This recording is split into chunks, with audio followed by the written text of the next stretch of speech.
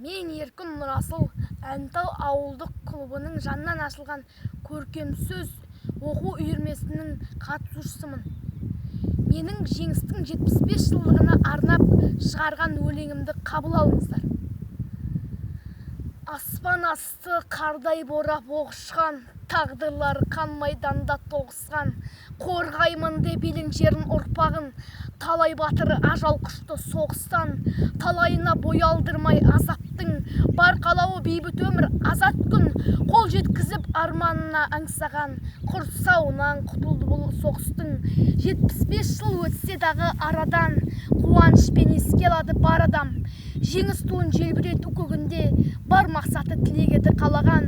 Жеңіс туы желбіресім мәңгілік, алдымыздан алтын арай таң күліп, ашық аспан бейбіт өмір астында, жеңіс жырын жырлайық біз ән қылып.